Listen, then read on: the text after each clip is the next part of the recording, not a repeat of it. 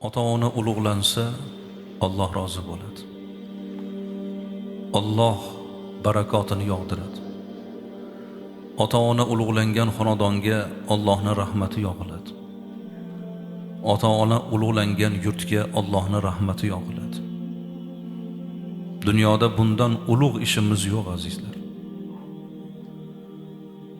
Ota-ona bizni dunyodagi inson bo'lib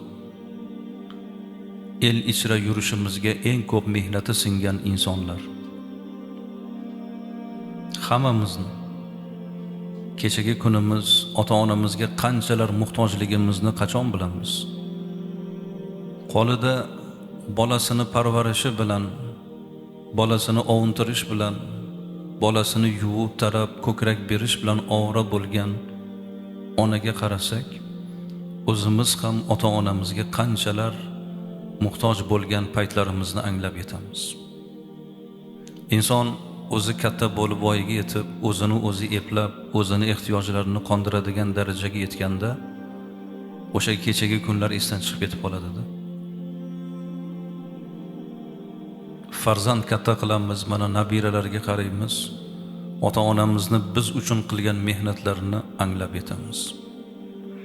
Azizlar, dunyoda bizni yaxshiligimizga eng haqli insonlar ham mana shu ikki inson.